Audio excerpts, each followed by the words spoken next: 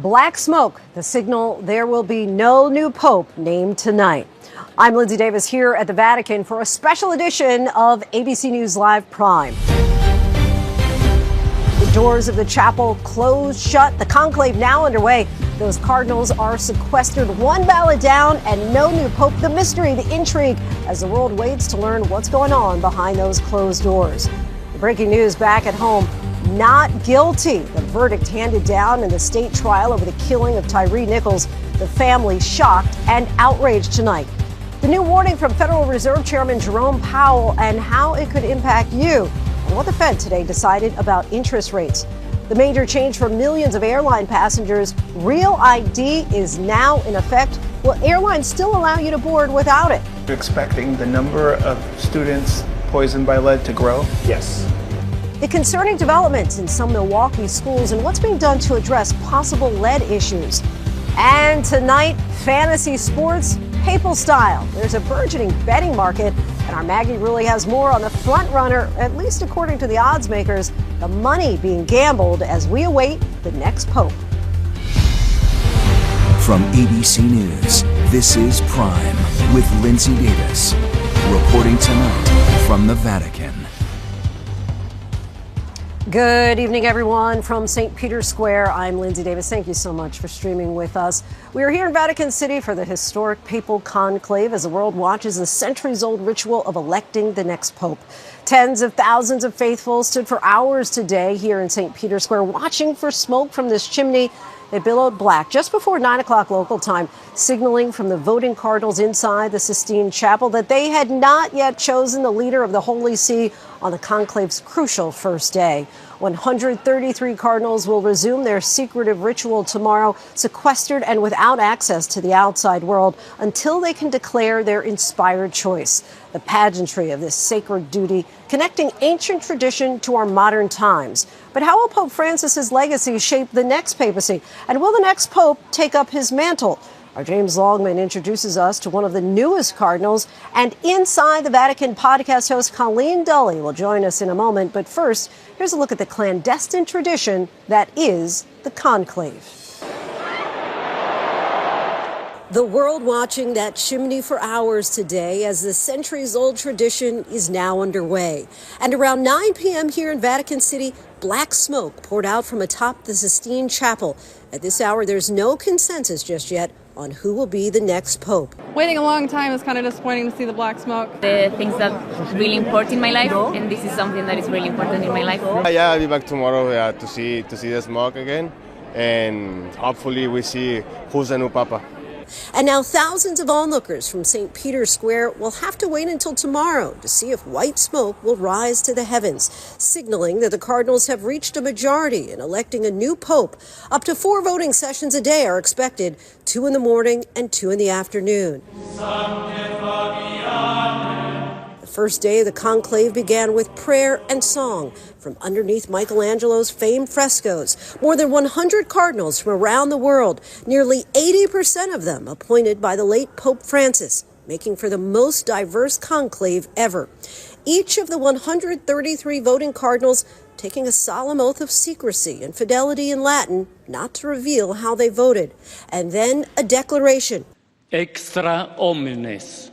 Everybody out. Everyone who is not a voting cardinal ushered out. The giant medieval doors shuttered. No cameras, priests, or reporters allowed as the secretive voting process commenced. Leading up to this conclave, for the past several days now, we've seen the cardinals partake in what's known as the general congregations, as they're free to wander around the square, eat at restaurants, and speak outside the Vatican walls. Of the 135 cardinals under the age of 80 and eligible to vote, only 133 will do so. It's to prevent a gerontocracy. They want a little more younger thinking, and in the church, under 80 constitutes younger. 2 cardinal electors from Spain and Kenya will not participate, citing health concerns. Conducting the centuries-old process shrouded in mystery, derived from Latin conclave, which means with key, as they lock themselves in the chapel, removed from the outside world. The Pope is dead. The throne is vacant. The secretive process was dramatized in this year's Oscar-winning film, Conclave. We're about to choose the most famous man in the world. And 1.25 billion souls watching. A political thriller fictionalizing what happens behind closed doors after a pope dies. And reports some cardinals even watch the film to prepare. Like the film, the tradition has taken place in Michelangelo's iconic Sistine Chapel for the last 500 years. There are some incredible historical stories about conclaves that have gone on for years. That is not normal practice, though. Ordinarily, especially in the modern era, conclaves usually take under a week. The last few have just been a matter of days. During the election process, cardinals are completely cut off from the outside world. They will sleep and eat in the Santa Marta guest house, located a few minutes from the Sistine Chapel, inside the Vatican walls. Each cardinal will have a private room and bathroom. They're really cut off from all communication. They're not allowed to have their cell phones. They have to turn that in at the beginning of the conclave, and it's stored in the Casa Santa Marta. The cardinals are under pain of excommunication if they ever release information about their votes, about the ballot counts. In addition to the cardinals, about 70 other people are allowed into the Santa Marta house to assist them. People like doctors, cooks, and housekeepers, who are all required to take a solemn oath of absolute and perpetual secrecy. Each cardinal receives a ballot with the phrase, "I choose as Pope," written in Latin with a blank line for them to write in their candidate. In order of seniority, cardinals take their ballot up to the front of the chapel and then place it into an urn. The ballots are then mixed up to ensure anonymity, taken out one by one and read aloud so that each cardinal can keep his own tally. A 2/3 majority is needed for a pope to be elected. The ballots are then thrown into the top part of this stove and burned, as all eyes turn to the chimney of the Sistine Chapel for the results revealed in a plume of smoke. Black smoke indicates the vote was inconclusive, white smoke for a new pope. Chemical pellets have been added to the stove to ensure the smoke is the correct color. It's an electric atmosphere when that white smoke goes up, and I think everyone is very relieved. Of course, that's only the beginning, because after that you have to wait even more for the name to be announced, and then even longer for the actual pope to come out. The Pope-elect is then asked by the Dean of Cardinals if he will accept the nomination and requests the name he wishes to go by. The new Pope's white papal garments are already awaiting his election. Small, medium, and large sizes all hang in the Room of Tears, as it's known, where he will come to get changed, pray, and perhaps, as tradition implies, to weep. Then on the balcony overlooking St. Peter's Square, the Deacon of Cardinals announces. Habemus Papam. Latin for "We have a Pope." The Pope steps onto the balcony to finally reveal himself as the new leader of the more than 1 billion Catholics worldwide. 12 years after Pope Francis first stepped onto that balcony, the People's Pope, as he was known, remaining true to himself until the end. Next night, our James Longman has been here with me following the conclave. Even before we arrived, you've been chasing down the cardinals, and he spoke with one of the newest cardinals, an Ecuadorian. What do we know about him? Yeah, Luis Herrera. He was made a cardinal by Francis in December of last year, so one of the very newest cardinals among the 108 that we know that Francis chose. Very excited to be here. He wasn't telling me who he was going to vote for, but you get a sense of what it meant to him to be here. So tell me, what has congregation been like? Bueno, en las congregaciones, cada cardenal tuvo la oportunidad de hablar sobre un tema, sobre un aspecto, de tratar de identificar cuáles serían los rasgos del nuevo pastor, del nuevo papa. Y lógicamente ahí quedaba muy en claro que debe ser una persona apasionada por Jesús, por su evangelio, una persona también muy apasionada, que ama profundamente a la gente sencilla, a los pobres, aquellos que son siempre marginados, postergados. Otro tema que se ve con muchísima fuerza es el diálogo. Aprender a conversar y a conversar con personas de diferente posición religiosa, social, económica, cultural, de tal manera que en el diálogo podemos comprendernos mejor. Do you think the new Pope will be like Francis in that way, someone with his charisma? Bueno, aquí decimos cada persona es única. No habemos copias o fotocopias. Lógicamente, cada quien tiene su personalidad, su manera de ser, Y ese será el aporte. What are you most looking forward to in conclave? Bueno, el hecho de la palabra cónclave, estar encerrados, incomunicados, para muchos se lleva a pensar que se trata de algún secretismo, algo misterioso, algo escondido. No, no. Lo que se trata es de garantizar la libertad plena, la libertad interior, de tal manera que uno pues no esté bajo la presión de intereses económicos, políticos, religiosos, sin miedo. Entonces yo lo que espero es un ambiente de mucha serenidad, de mucha paz, donde podamos todos los cardenales descubrir lo que el Señor pide, lo que el Señor nos está llamando. You must be excited. I mean, you're about to go into conclave. Once in a lifetime, maybe. Claro, para mí es una gracia, una bendición. Yeah. Algo impensable, algo que jamás soñé en mi existencia. Entonces yo creo que voy con ese corazón abierto, como digo, para escuchar al Espíritu Santo y que Él haga maravillas. And so now he has his first conclave, first night at least, under his belt. Yeah, that's right. He was such a sweet man, so excited to be here. You know, this is an individual who represents everything that Francis stood for, a man from the peripheries. He really was the face of Francis's church. But he said to me something that a lot of the cardinals said to me, which was that they were going into this with an open heart. They hadn't made their minds up yet. But now he has. Now he's voted for someone.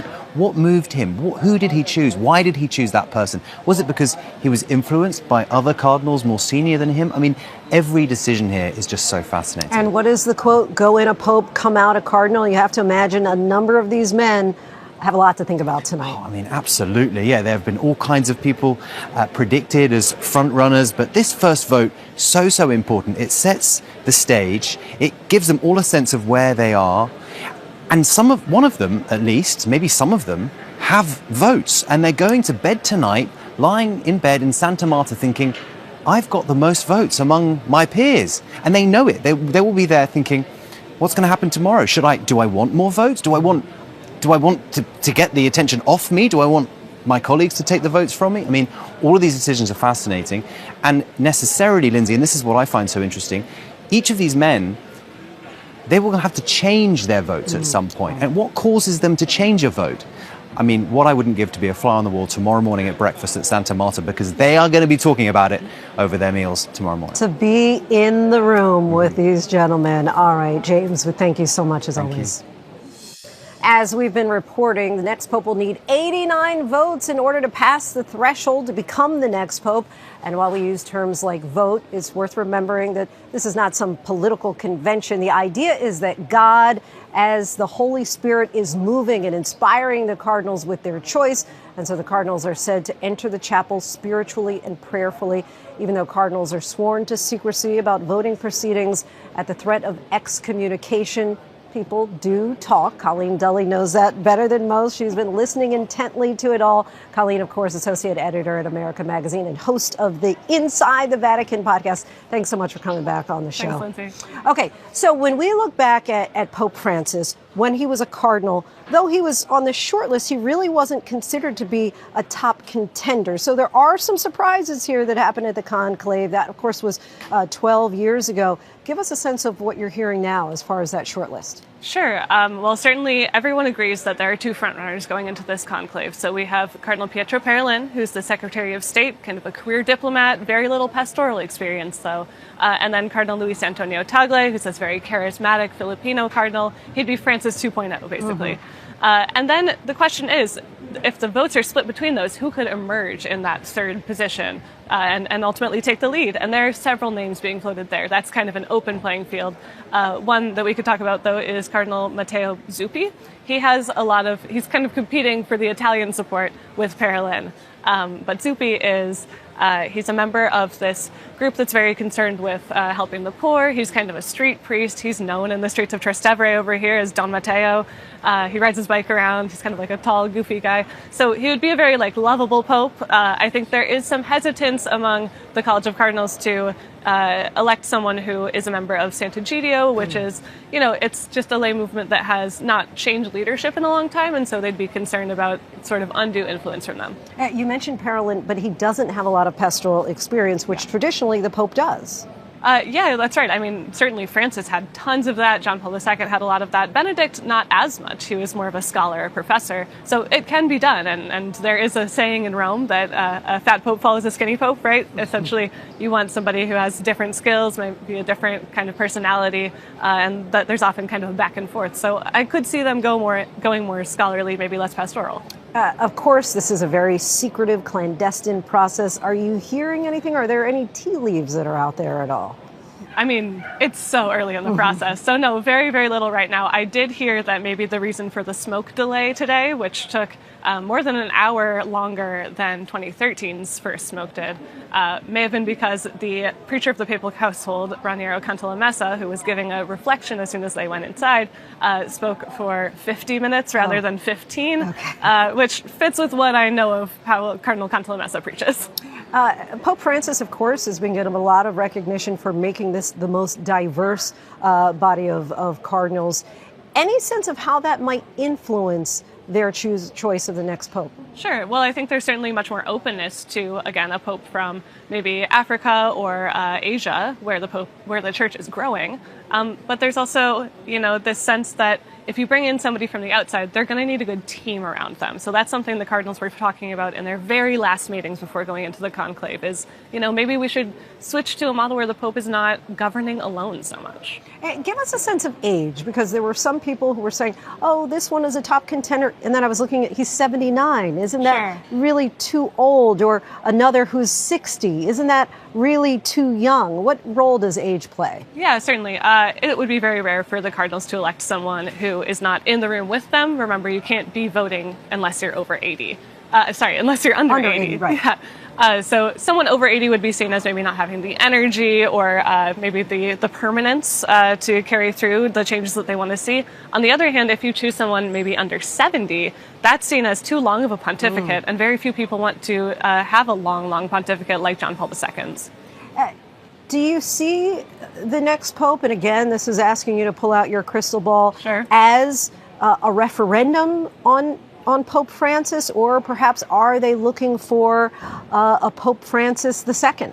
I would say that every conclave is a referendum on the previous papacy. But my sense from among the College of Cardinals is that there is widespread support for continuing a lot of Pope Francis's initiatives, continuing especially his image of the church as something that goes out, that reaches out, rather than the more Benedict model of a church that is smaller but maybe like purer in a sense. All right, Colleen Dully, we thank you so much for your insight as always. Thanks. We turn now to the state of the economy, pointing to President Trump's tariffs and their resulting costs. Today, Ford said it will raise prices on some of its cars. And there was a new warning from Federal Reserve Chair Jerome Powell on what could happen to the U.S. economy if Trump's tariffs remain in place. Mary Bruce has the latest from the White House. Tonight, a grim warning from the chairman of the Federal Reserve on what Americans should be bracing for if President Trump's trade war drags on. If the large increases in tariffs that have been announced are sustained, they're likely to generate a rise in inflation, a slowdown in economic growth, and an increase in unemployment. Today, Ford telling dealers it will soon raise prices on 3 of its cars by as much as $2,000, citing, quote, some tariffs we are facing. Ford says Trump's tariffs could cost the company $1.5 billion in profits. And it comes after GM reported it could see its own profits plunge by $5 billion.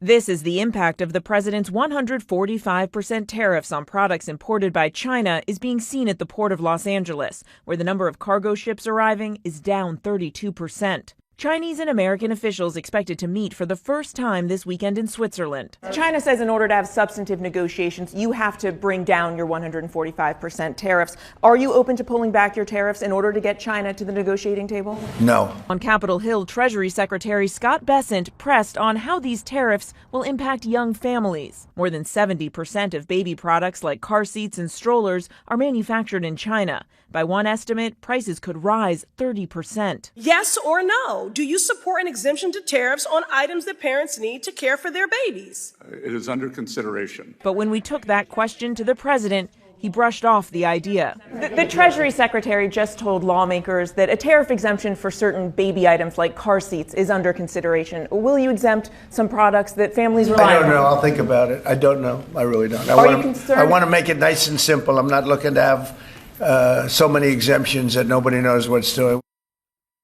Well, Lindsay, the president is withdrawing his pick for Surgeon General Dr. Jeanette Nesheiwat on the eve of her confirmation hearing amid pushback from far-right activists like Laura Loomer, who criticized her for being pro-vaccine. Instead, the president is nominating Dr. Casey Means. She's a holistic medicine specialist with ties close to Health Secretary Robert F. Kennedy Jr. Lindsay. Mary Bruce from the White House. Thanks so much, Mary. Thank you. 3 former Memphis police officers have been found not guilty on all 7 state charges they faced in the beating death of Tyree Nichols.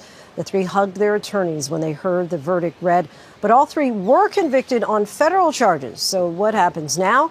Our Chief Justice correspondent Pierre Thomas joins us with the very latest. Hi, Pierre. Lindsay, those 3 former officers still face sentencing on federal civil rights convictions tied to the death of Tyree Nichols. But today, that state jury believed the defense argument that those officers specifically did not deliver the kind of blows that would have killed Nichols, whose beating was caught on their police body cameras. It was a beating so vicious that some compared it to the brutality cases of Rodney King and George Floyd. Today, those former officers relieved, seen here embracing in court. But tonight, the Nichols family is devastated. 2 other officers who prosecutors say delivered the majority of blows that killed Nichols had previously pled guilty to state and federal charges. It's a horrible case, but tonight, the criminal trials tied to Nichols are now over, Lindsay. All right, Pierre Thomas, our thanks to you. And let's bring in legal analyst Terry Austin. Terry, the jury just started deliberating yesterday. Especially given the federal convictions, are you surprised at all that the verdict came so soon?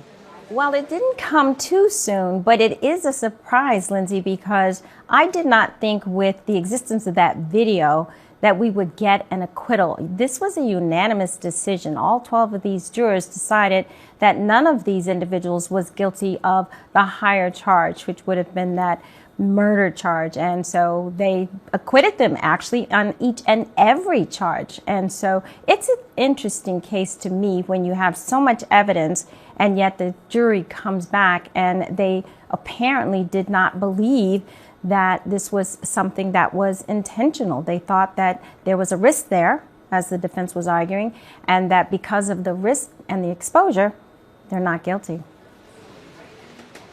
Could this help lead to their federal convictions being overturned, or perhaps when they're sentenced, could they get less time? Well, I think that, and we don't know, this might impact the federal sentencing because now that they're acquitted, they can't be prosecuted again in state court.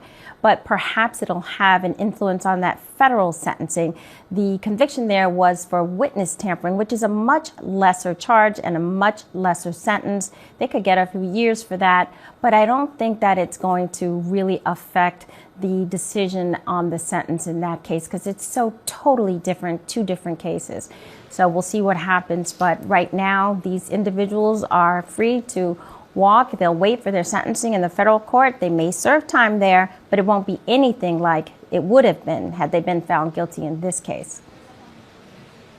So what about the Nichols family? Do they have any legal recourse that they could seek against these former officers? Well, the mother, that's a very good point, is already bringing a civil action against the city, and it's for millions of dollars. And in fact, that case could now still proceed forward, and she could recover some funds from that. She has already been speaking to civil rights attorneys. We know for a fact that Ben Crump had a statement after this, and he and others have said that it was something that was unexpected.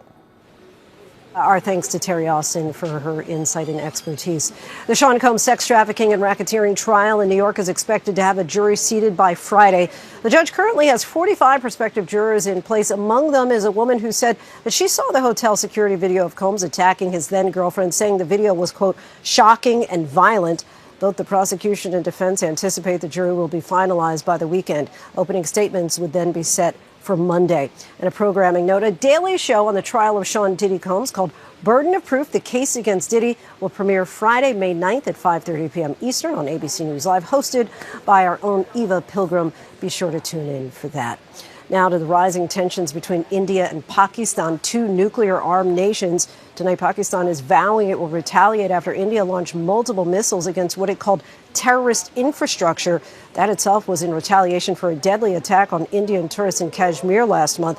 Pakistani officials say at least 31 people were killed and 46 wounded in the latest strikes. India has vowed if Pakistan responds, India will respond. Now to the loss of a second F-18 fighter jet from the aircraft carrier USS Truman. Aviators ejected during a nighttime landing and the jet plunged to the bottom of the Red Sea. The $70 million aircraft is the second to be lost in just over a week. Here's ABC's Chief Global Affairs anchor, Martha Raddatz. Tonight, in a seemingly unprecedented series of mishaps on a U.S. aircraft carrier, another $70 million fighter jet plunging into the Red Sea, the fourth major incident in just months. This latest mishap occurring when the pilot of an FA-18 Super Hornet was attempting a nighttime tailhook landing on the USS Truman, but the jet ended up falling off the end of the flight deck instead. Both pilots ejecting, a rescue helicopter pulling them out of the water with only minor injuries. Just 8 days ago, another F-18 fell off the Truman as the jet was being towed. A third F-18 from the Truman was accidentally shot down by one of the other U.S. warships in the carrier strike group near the beginning of the deployment. And in February, the carrier collided with a cargo ship, causing significant damage. The Truman has been operating in the Red Sea since it arrived in the region in December, launching strikes against the Iran-backed Houthi rebels in Yemen. Our thanks to Martha Raddatz. Real ID laws have taken effect and it's impacting airports across the country, but are passengers ready? ABC's Gio Benitez has the latest. Tonight at airports across the nation, the Real ID law taking effect. Passengers now required to show their security-enhanced IDs at TSA checkpoints. I'm already prepared with the Real ID. From Philadelphia, I'm a little stressed out, but right? To Charlotte. We made sure to bring our passports as well because didn't get a chance to have it done. The TSA saying most travelers are arriving prepared with their Real ID or a sufficient alternative like a passport. People flooding DMVs nationwide to get those IDs. Our Alex Perez is at Chicago's Real ID Supercenter. Deadline day is here, and take a look. The line, similar to what it's been like the last few weeks, about a block long, some lining up as early as 4 a.m. But if you don't have a Real ID yet, officials say you can still fly for now. We don't anticipate turning anybody away for not having Real ID compliant identification. All right, thanks to Gio. Police are now saying that the suspect facing charges for allegedly crashing through the gate of Jennifer Aniston's home did so intentionally. Now authorities are searching for a motive. ABC's Trevor Ault has the latest. Tonight, authorities charging 48-year-old Jimmy Wayne Carwile with felony stalking and felony vandalism, holding him without bond for allegedly ramming his gray Chrysler PT Cruiser through the gate to Jennifer Aniston's house. The suspect, a male white, is on the ground out of the vehicle. The suspect that drove the vehicle through the front gate. Police in Los Angeles swarming the home of one of the biggest celebrities in the world. The gate is possibly bent when we come around. Security pinning Carwile to the ground. Officials say they believe he targeted Aniston's home intentionally. Authorities now searching for a motive, looking at his social media, where they say he's posted dozens of disturbing posts about Aniston going back at least a year. Carwile was originally from Mississippi. His childhood friend Marty Merritt says during the pandemic, he changed. Jimmy went from being a good, average, hardworking, loving family man to a person that no one could recognize anymore.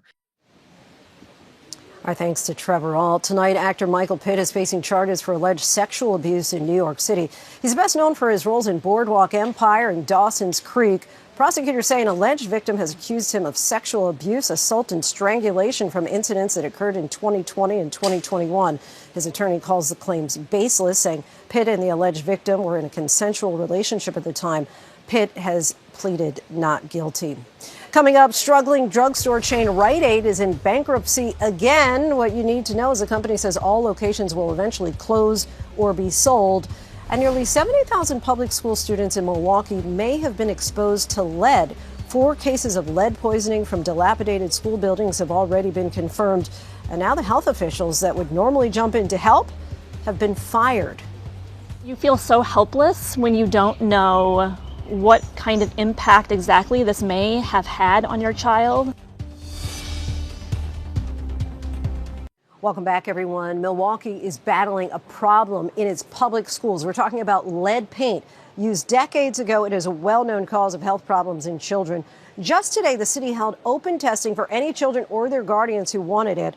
Our Alex Perez reports now from Milwaukee on the more than 100 schools there that need to be inspected after children this year were found to have been poisoned.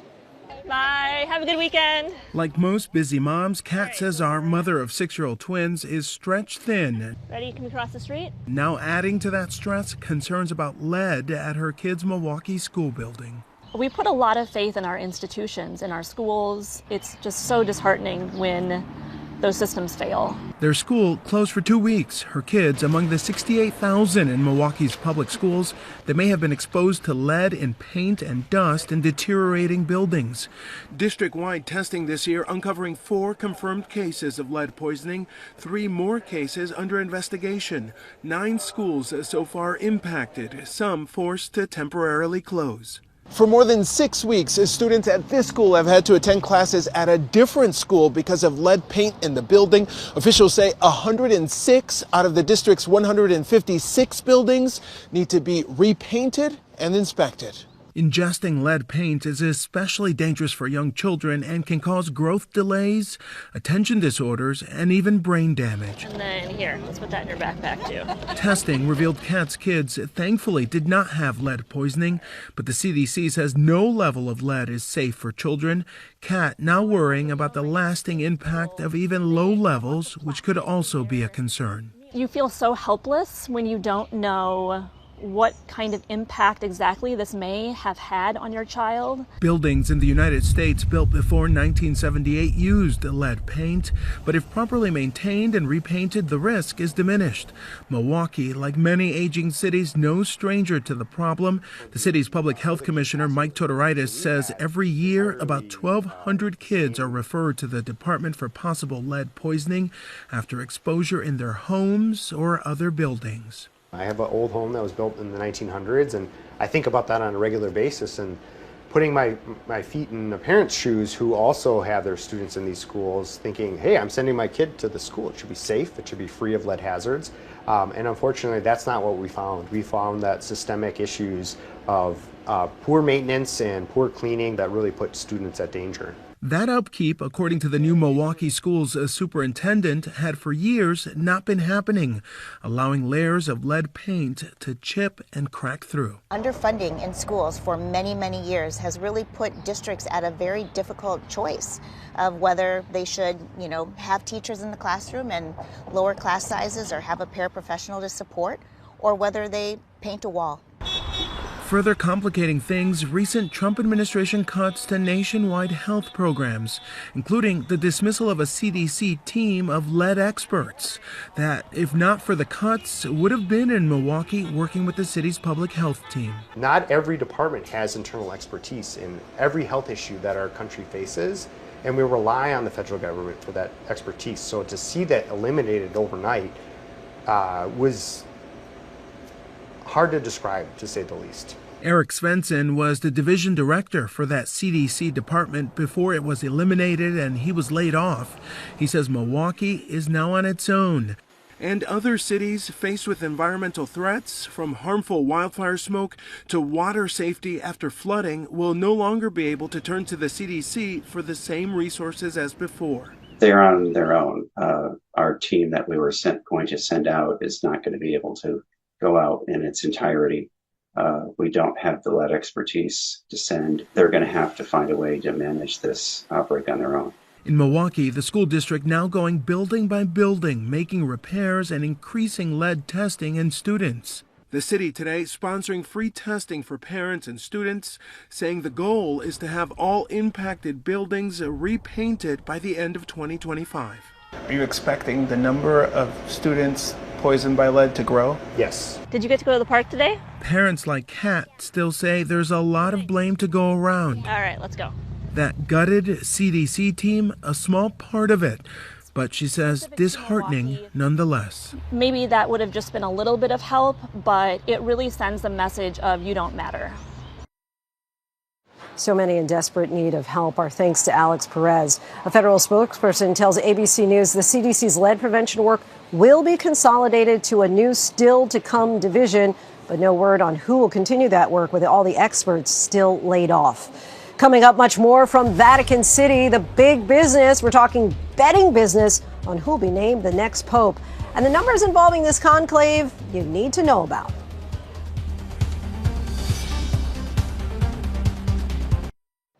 Welcome back, everyone. For the first time in 12 years, we have a conclave here at the Vatican. The long-standing traditions of finding the next pope are officially underway, and all eyes, including those of more than 1 billion Catholics worldwide, are on the chimney behind us here at St. Peter's Square.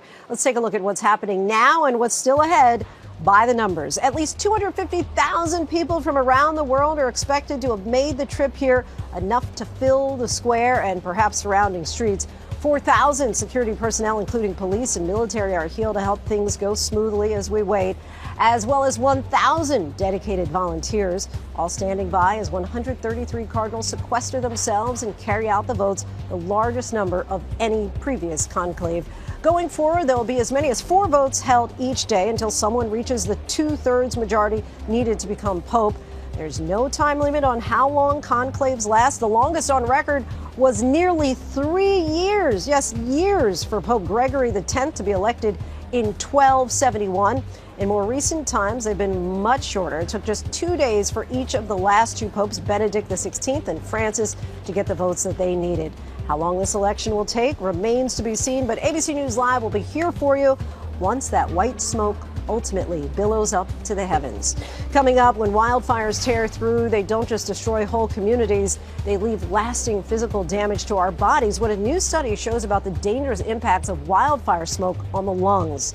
And meet Pope David, how one second-grade class learned about the papal election process with their very own conclave and Pope-mobile.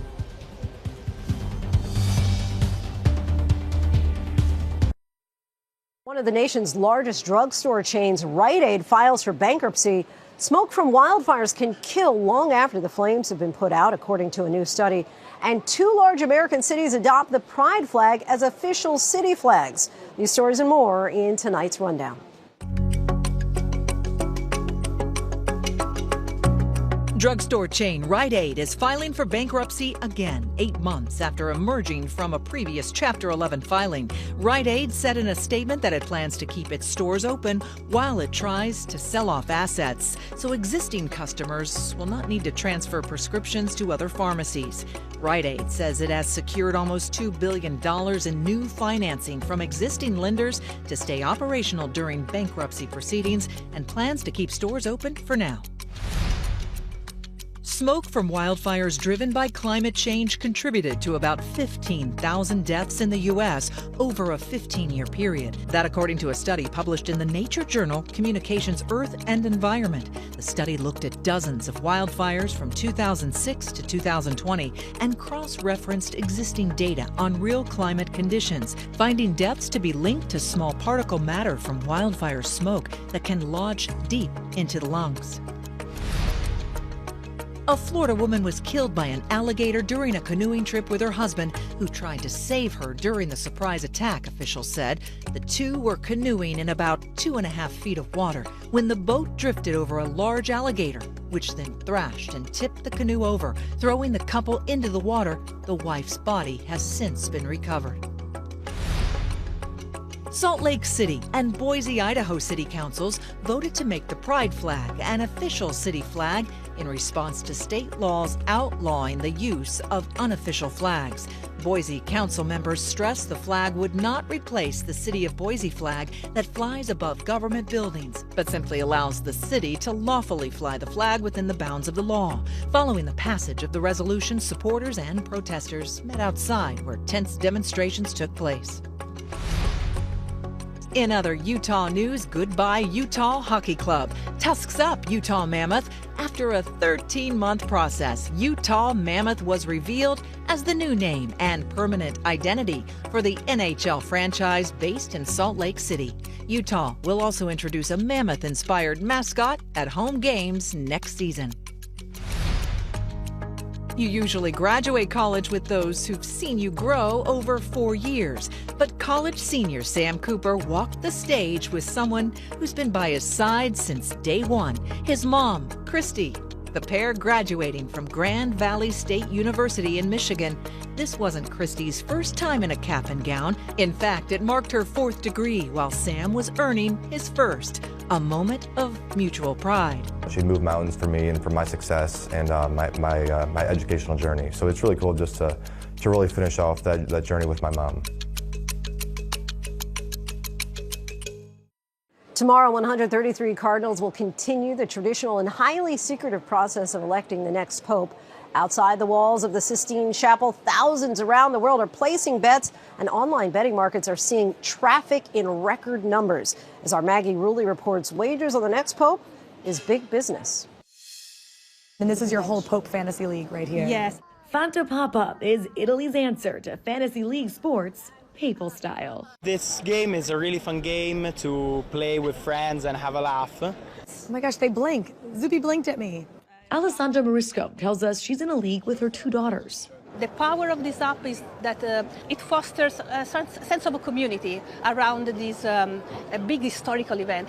Alessandra shows us how it works, creating a team of Cardinals, just like a fantasy football team. She picks Cardinal Paroline from Italy as her captain.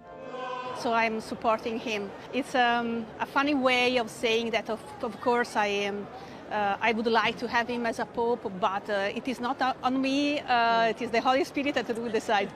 And then 10 other top contenders. She can also predict what the new pope's first words to the public will be. Carissimi means my dearest. And what name he will choose. The name will be Clemente. And how many black smokes it will take before a new pope is elected. At least 4 black smokes. At the 5th, we will have the new name. The founders of Fanta Papa, Mauro Vanetti and Pietro Pace, tell us they never expected it to take off like it has. I mean, it seems like this has gone absolutely viral. It's crazy for us.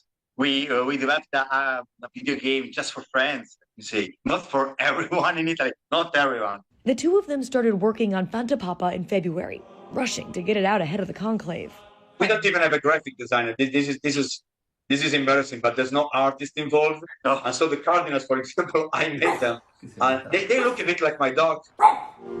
Fanta Papa may have gone viral, but the tradition of betting on the Pope goes back centuries.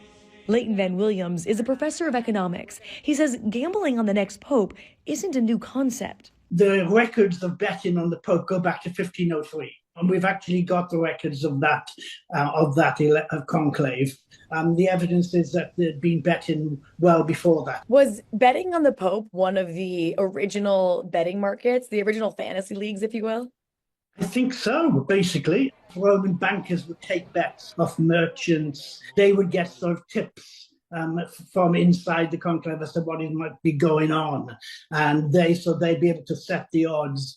And as seen in this New York Times article from 1878, gambling on the papal succession continued through the ages. Today, the Pope betting market is bigger than ever. The website OddsChecker says over 300,000 people from 140 countries have visited their site to check the odds. And even though you can't bet on the next pope with regulated sportsbooks in the U.S., OddsChecker estimates there has been over $17 million wagered on an unregulated site. They say Cardinal Paroline is currently the odds-on favorite, with Cardinal Tagle close behind. Zuppi and Pizza Balla round out the top 4. Some in the Catholic Church argue betting on who will be the next pope is indecent and shameful. So I'm curious, as a Catholic, betting on the conclave, is there any Catholic guilt wrapped up in that?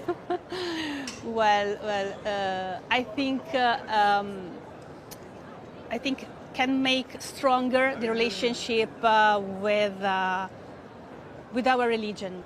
While we wait, we can pray or play. For Mauro and Pietro, they say Fanta Papa isn't about money. In fact, no money can be bet on their app. If you win the Fanta Papa, you can have eternal glory, you know? Eternal glory. This is one important prize. Eternal glory worth its weight in gold, I suppose. Our thanks to Maggie Rulli for that. As we await the results of the papal conclave in Rome, second graders in Georgia held a conclave of their own this week. Meet Pope David. Students at Pinecrest Academy participated in a mock conclave, an activity the Catholic school designed to teach students just what a conclave is and what goes into electing a pope. The second graders even went into their own make-believe Sistine Chapel to cast their votes, and Pope David got to take a ride around in his very own Pope Mobile. Looks like fun and educational. That is our show for this hour here in Vatican City. I'm Lindsay Davis. ABC News is here with complete coverage of the conclave. I'm here along with David Muir and the team every step of the way. Be sure to stay tuned to ABC News Live for more context and analysis of the day's top stories. Thanks so much for streaming with us. Good night.